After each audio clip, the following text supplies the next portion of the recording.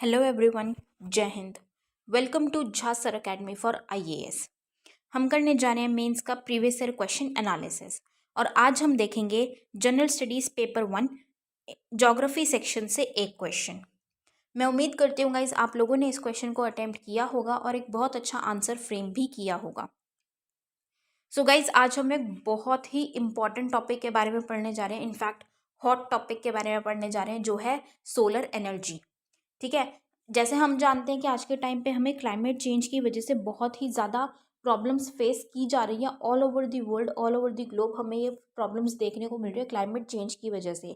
और इसमें अब जो हम एनर्जी का यूज़ करते हैं वो हम एनर्जी कैसे बनाते हैं, फॉसिल फ्यूल्स के ज़रिए। उससे क्या होता है, उससे ज़्यादा और भी ज़्यादा पोल्यूशन होता है और क्लाइमेट चेंज, ग्लोबल वार्मिंग और भी ज़्यादा बढ़ती है। तो हम उसे कर्ब करने के लिए और एनर्जी के कुछ ऑल्टरनेटिव सोर्सेज निकालने के लिए हमें काम करना ज़रूरी है।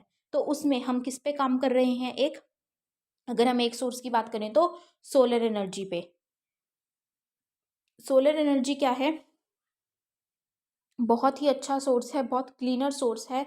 तो इससे रिलेटेड तो गाइस क्वेश्चन मेंस में ज़रूर ही पूछा जाएगा। तो इसको प्लीज़ अपने पास सारे के सारे पॉइंट्स नोट करके रखिएगा। It will definitely help you in the near future. So session को शुरू करने से पहले गाइस जिन भी स्टूडेंट्स ने हमारा टेलीग्राम चैनल ज्वाइन नहीं किया है वो तुरंत डिस्क्रिप्शन बॉक्स में जाइए, वहाँ पे आपको लिंक प्रोवाइडेड होगा। उस लिंक के थ्रू आप हमारे टेलीग्राम चैनल को ज्वाइन कर सकते हैं और उसका बेनिफिट आपको ये मिलेगा कि आपको हमारी सारी पीडीएफ्स का एक्सेस मिल जाएगा जो आप लोगों के लिए अपलोड कर दी जाती है हमारे टेलीग्राम चैनल पे ही, फ्री ऑफ कॉस्ट। जैसे कि करंट अफेयर्स की पीडीएफ्स है या फिर ये जो हमारी मेंस की प्रीवियस ईयर एनालिसिस करते हैं हम, इसकी पीडीएफ्स है। और उसी के साथ साथ आप लोगों के लिए जो वीडियो लेक्चर्स अपलोड किए जाते हैं आपको उनका भी डायरेक्ट लिंक यहाँ पे प्रोवाइड कर दिया जाता है। और गाइज अगर आप सीरियसली अपने एग्ज़ाम्स की प्रिपरेशन कर रहे हैं तो मैं कहूँगी कि आपको करंट अफेयर्स के लिए तो बिल्कुल परेशान होने की ज़रूरत नहीं है। आपको अपना टाइम, मनी, एफर्ट्स कुछ लगाने की ज़रूरत नहीं है। All you need to do is आपको सिर्फ झा सर अकेडमी पे आपके लिए रेगुलर बेसिस पे करंट अफेयर्स के वीडियो लेक्चर्स अपलोड किए जाते हैं। आपको सिर्फ कंसिस्टेंटली उनको फॉलो करना है। That is more than enough, क्योंकि हमारे करंट अफेयर से बाहर का आपके एग्जाम में कुछ भी पूछा नहीं जाएगा। और गाइज हमारा एक जीएस का भी pre plus mains batch run कर रहा है, आप उस बैच को भी ज़रूर ज्वाइन कीजिए। बहुत अच्छा बैच है। इस बैच में आपको जीएस 1 2 3 4 के बिल्कुल ज़ीरो से तैयारी करवाई जा रही है। जहाँ सर आपको खुद मेंटोर कर रहे हैं इस बैच में। और अगर आप बैच के डिटेल्स को प्रॉपर तरीके से फॉलो करेंगे और झा सर के द्वारा दी गई गाइडलाइंस को फॉलो करेंगे तो आपका एग्ज़ाम निकलने से कोई नहीं रोक सकता। गाइज आपका सिलेक्शन पक्का है, तो ज़रूर ज़रूर ज्वाइन कीजिएगा इस बैच को। और हमारा मेंस का भी आंसर राइटिंग बैच रन कर रहा है गाइज, आप इस बैच को भी ज़रूर ज्वाइन कीजिए। इसमें आपको 500 प्लस क्वेश्चंस की प्रैक्टिस कराई जा रही है। हमारी एक्सपर्ट फैकल्टी हैं, वो आपके आंसर कॉपीज़ को चेक करते हैं, मिस्टेक्स बताते हैं और इम्प्रूव करने में हेल्प करते हैं। और उसी के साथ साथ आपको हर एक क्वेश्चन के रिगार्डिंग एक सैम्पल आंसर भी दिया जाता है और वीडियो सोल्यूशन भी प्रोवाइड किया जाता है with proper explanation. So guys अगर आप सीरियसली सिविल सर्विसेज की प्रिपरेशन कर रहे हैं तो आप इन बैचेस को ज़रूर ज्वाइन कीजिएगा। ज्वाइन करने के लिए आप नीचे दिए गए नंबर 9713282838 पे व्हाट्सएप के थ्रू आप कोर्सेज़ की डिटेल्स ले सकते हैं और कोर्सेज़ को ज्वाइन कर सकते हैं। तो चलिए गाइज अपना आज का सेशन स्टार्ट करते हैं। हमारा क्वेश्चन है, India has immense potential for solar energy though there are regional variations in the development. Elaborate. Bharat में सौर ऊर्जा के लिए अपार संभावनाएं हैं, हालांकि क्षेत्रीय विविधताएं उनमें अंतर उनके विकास में है। विस्तार से कहना। सो ये question guys GS1 geography section से लिया गया है और ये क्वेश्चन यूपीएससी ने 2020 में लिया था। ठीक है, सो जब हम इस क्वेश्चन की बात करते हैं गाइस तो इस क्वेश्चन में क्या बोला गया है कि सोलर एनर्जी में, मतलब जो सूर्य से हमें एनर्जी मिलती है, सूर्य की किरणें हैं, उससे जो हम एनर्जी जनरेट कर सकते हैं, बना सकते हैं, उसमें बहुत पोटेंशियल है। मतलब वो एनर्जी हम बहुत ज़्यादा बना सकते हैं। क्यों? क्योंकि सूर्य की किरणें तो हमें मिलती ही रहती हैं। ठीक है, वो कभी ख़त्म होने वालों में से नहीं है, वो एग्जॉस्ट नहीं होंगी, ख़त्म नहीं होंगी, वो हमें मिलती ही रहेंगी। तो बहुत इमेंस पोटेंशियल है उसमें, बहुत ज़्यादा संभावनाएं हैं कि हम उससे अगर एनर्जी जनरेट करते हैं तो। लेकिन उसमें हमें कुछ उसकी डेवलपमेंट के लिए हमें कुछ रीजनल वेरिएशंस भी देखने को मिलती हैं। जैसे हम बात करें कि कहीं पे जैसे हमारी कंट्री बहुत ज़्यादा फेवरेबल है क्योंकि हमें बहुत ज़्यादा सूरज की किरणें मिलती हैं, कहीं कहीं पे बहुत कम मिलती हैं, तो वो ज़्यादा इसका पोटेंशियल नहीं उठा पाते, ज़्यादा इसका यूज़ नहीं कर पाएंगे। तो इस तरीके से अगर हम बात करें तो कुछ रीजनल वेरिएशंस भी हमें देखने को मिलती हैं इसके डेवलपमेंट के लिए, राइट। तो अब हमें उसमें उसे विस्तार से बताना है, इलैबोरेट करना है इस स्टेटमेंट को। तो हम प्रॉपर तरीके से बताएंगे कि सोलर एनर्जी में क्यों इतनी पोटेंशियल है, इंडिया के लिए उसके क्या बेनिफिट्स हैं और रीजनल वेरिएशंस किस तरीके की हैं, right. So let's start with it guys. As a part of its efforts under the 2015 Paris Agreement, India has committed to reduce its emission by one-third by 2003 at 2005 levels. Sorry guys, ये 2003 नहीं है, ये 2030 है, ठीक है। तो ये हम जानते हैं कि जो पेरिस अग्रीमेंट है उसके तहत इंडिया ने क्या कमिट किया है कि जो 2005 में जो लेवल था एमिशन का या क्लाइमेट का, उसी पे वो लेके आएगी, इंडिया अपना एमिशन रिड्यूस कर देगी उसी पे। कब तक? 2030 तक।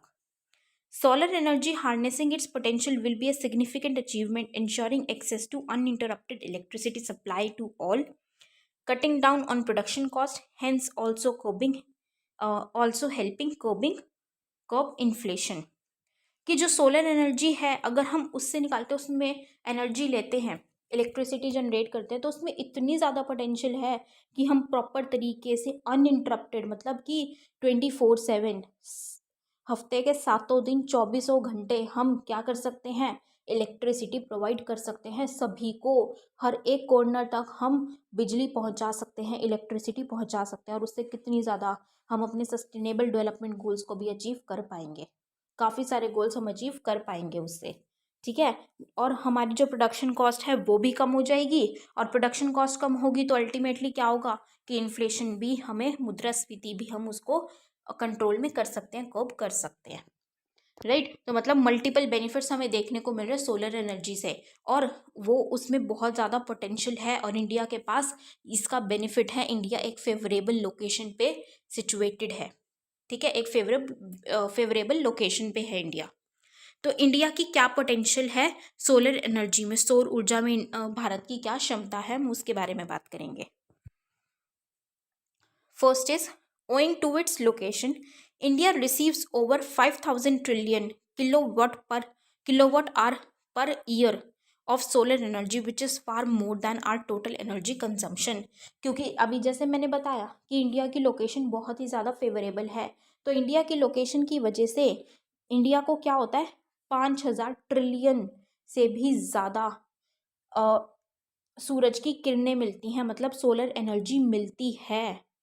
जो कि अगर हम कंजम्पशन की बात करें कि इंडिया में कितनी ज़्यादा कंजम्पशन है, एनर्जी कंजम्पशन, तो जितना हम रिसीव करते हैं ना सोलर एनर्जी, उससे वो तो बहुत ही ज़्यादा है कंपैरेटिव टू हमारी कंजम्पशन। तो हम प्रॉपर तरीके से, अगर हम सिर्फ सोलर एनर्जी को प्रॉपर तरीके से हार्नेस कर लेंगे तो हमें किसी और सोर्स की ज़रूरत ही नहीं पड़ेगी।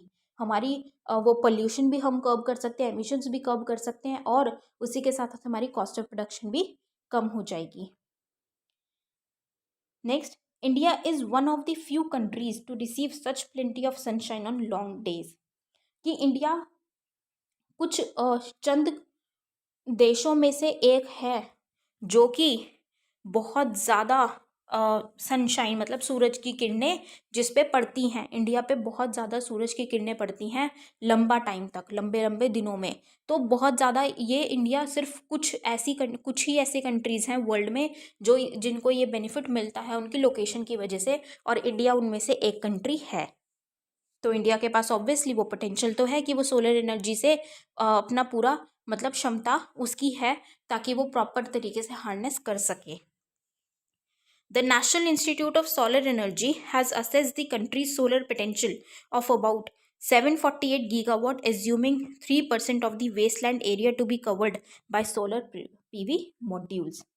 कि जो नेशनल इंस्टीट्यूट है सोलर एनर्जी का, उन्होंने क्या असेसमेंट करी है, क्या बताया उन्होंने कि जो कंट्री की सोलर पोटेंशियल है, अगर कंट्री कितना करती है, 7,048 गीगावाट अगर वो क्षमता अपनी लेती है सोलर एनर्जी लेती है तो उसके लिए किसकी ज़रूरत है, उनको वो हार्नेस करने के लिए सोलर पीवी मॉड्यूल्स लगाने की ज़रूरत है। और वो कितने एरिया में, वो सोलर पीवी मॉड्यूल्स के लिए 748 गीगावाट की एनर्जी लेने के लिए, हार्नेस करने के लिए उनको 3% 3% उनको वेस्टलैंड एरिया की ज़रूरत पड़ेगी।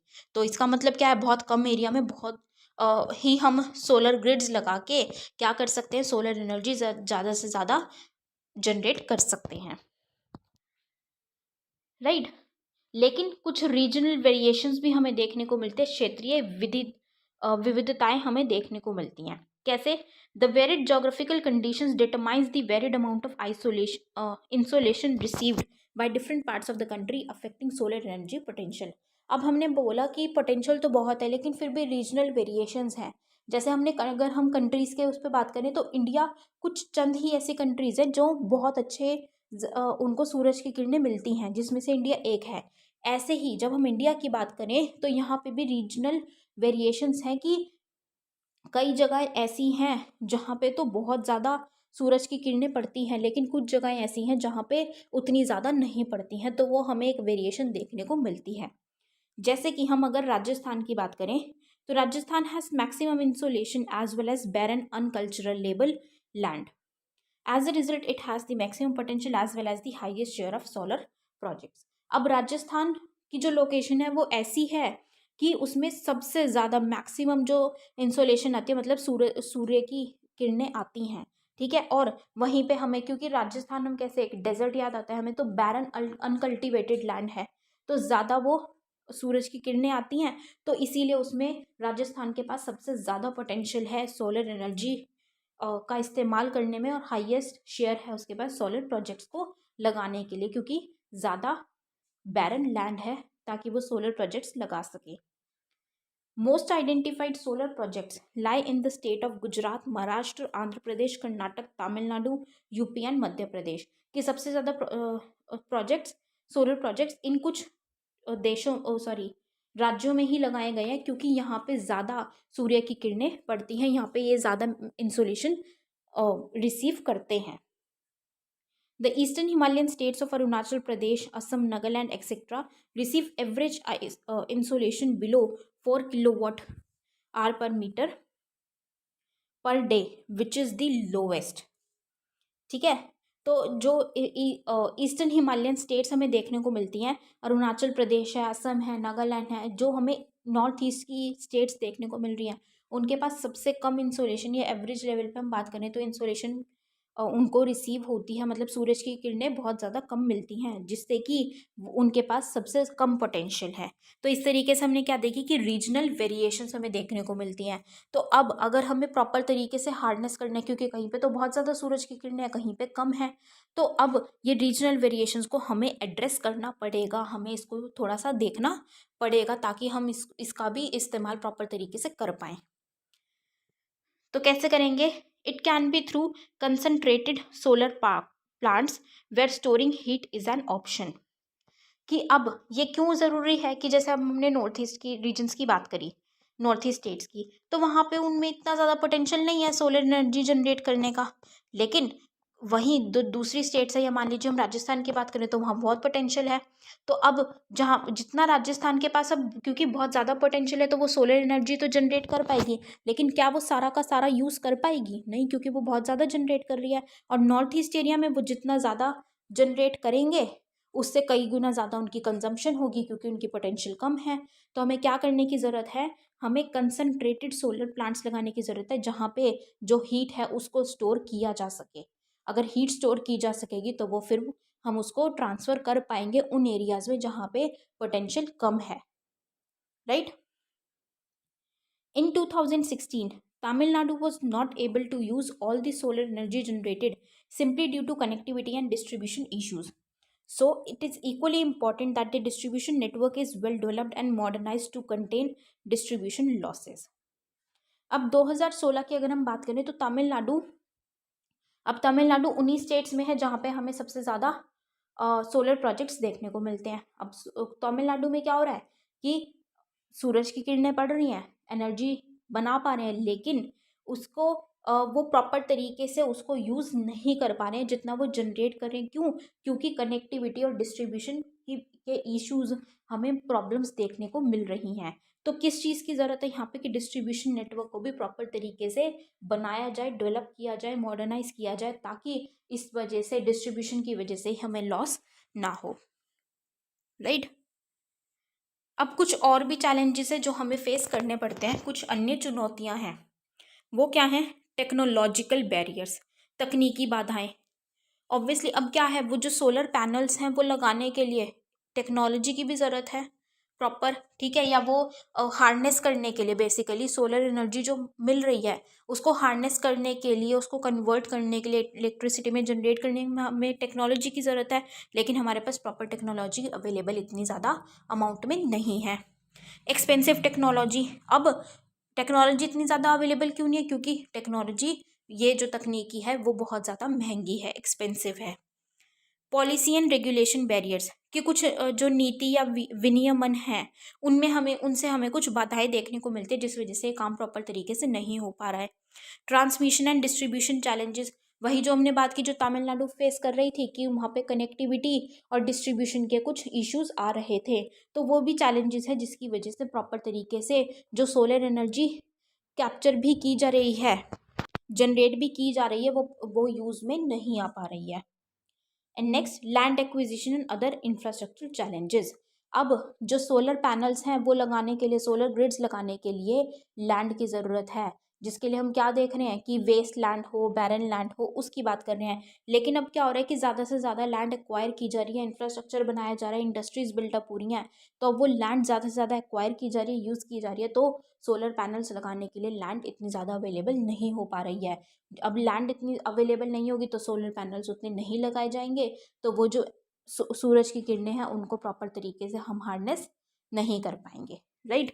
तो ये भी हमें कुछ चैलेंजेस देखने को मिल रहे हैं। लेकिन फिर भी इंडिया बहुत ऐसे इनिशिएटिव्स ले रही है ताकि वो अपनी जो इंडिया की क्षमता है वो उसको अपग्रेड कर पाए, उसका पूरा यूज़ कर पाए। जैसे कि इंडिया क्या इनिशिएटिव लेकर आई है? इंटरनेशनल सोलर अलायंस, अंतर्राष्ट्रीय सौर गठबंधन। This could help us get access to world class technology and also channelize investment। अब इससे क्या होगा, जो हमारी प्रॉब्लम है कि हमें टेक्नोलॉजिकल बैरियर्स देखने को मिल रही हैं कि हमारे पास टेक्नोलॉजी नहीं है उतनी अच्छी, ठीक है, और जो टेक्नोलॉजी है अगर कहीं पे तो वहाँ से क्या है, वो बहुत ज़्यादा महंगी है जिसको हम खरीद नहीं पा रहे हैं। तो अब ये जो अलायंस है, जो गठबंधन है, इसके थ्रू क्या होगा, हम जो वर्ल्ड क्लास टेक्नोलॉजी है, जो बेहतरीन टेक्नोलॉजी है, हम उसका यूज़ कर पाएंगे, उसका एक्सेस हो जाएगा हमें। और दूसरा, हमारे पास इन्वेस्टमेंट्स भी आएंगी ताकि हम कुछ टेक्नोलॉजीज़ को परचेज भी कर पाएँ, ठीक है, क्योंकि हम उसको परचेज नहीं कर पा रहे थे महंगे होने की वजह से, तो इन्वेस्टमेंट्स आएंगी तो हम उसको भी वहाँ पे यूटिलाइज कर पाएंगे। फिर नेक्स्ट है सोलर बेस्ड पंप्स, सौर आधारित पंप। To promote the use of solar energy and cut down on cost, government is promoting use of solar pumps at subsidised prices to farmers. अब ये क्या है, सोलर बेस्ड पंप्स क्या हो रहे हैं, फार्मर्स को सब्सिडाइज्ड रेट्स पे, मतलब बहुत कम रेट्स पे, सरकारी रेट पे दिए जा रहे हैं। क्यों? ताकि सोलर पंप्स को प्रमोट किया जा सके, इसलिए सरकार दे रही है। अब ये कि क्यों है? क्योंकि इससे सोलर एनर्जी का यूज़ बढ़ जाएगा और कॉस्ट जो है वो कम कम हो जाएगी फार्मर्स की, ठीक है, तो इसके लिए ये किया जा रहा है। और ऑब्वियसली एनर्जी, सोलर एनर्जी है तो क्लीनर है, पॉल्यूटिंग तो है ही नहीं, तो हमें एनवायरनमेंट पे भी इम्पैक्ट नहीं देखने को मिलेगा।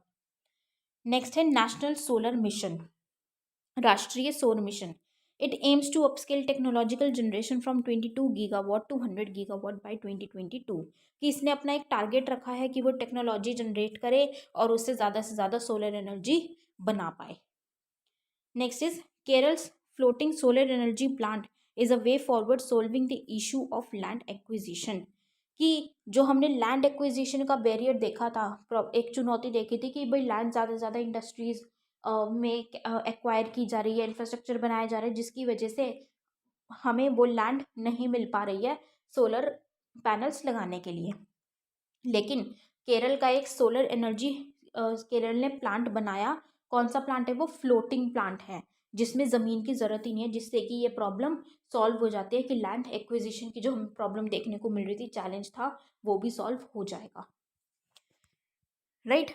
सो ये इंडिया की पोटेंशियल है, और जहाँ पे प्रॉब्लम्स है उस पर भी इंडिया डिफरेंट इनिशिएटिव्स लाके काम कर रही है, ताकि उनको एलिमिनेट करते हुए, इन चैलेंजेस को फेस करते हुए, प्रॉब्लम्स को रिजॉल्व करते हुए उस पोटेंशियल को प्रॉपर तरीके से इस्तेमाल कर पाए। So on the concluding note, India has the potential and will to upgrade the share of solar energy in the total energy mix of the country।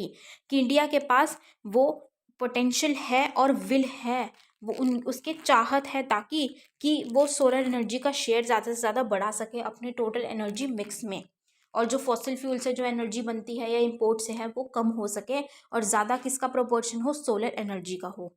Being a renewable source, it can be a promising achievement which is not only environmentally friendly but also pocket friendly in the long run। अब क्योंकि एक renewable source है तो एक बहुत अच्छी achievement होगी India के लिए, क्योंकि ना ही सिर्फ ये इन्वायरमेंट फ्रेंडली है, क्योंकि क्लीनर सोर्स है, तो ना ही सिर्फ एनवायरनमेंट फ्रेंडली है बल्कि ये पॉकेट फ्रेंडली भी है, क्योंकि इससे हमारी कॉस्ट बहुत ज़्यादा कम हो जाएगी, तो लॉन्ग रन में बहुत ही एंगल्स में हमें बेनिफिट करने वाला है, right. So this was all for this question guys. I hope you all have like this analysis. अपना फीडबैक ऐसे हमारे साथ कॉमेंट सेक्शन में ज़रूर शेयर कीजिएगा। So with this we end up this session today here guys. Thank you so much, have a great day ahead. जय हिंद।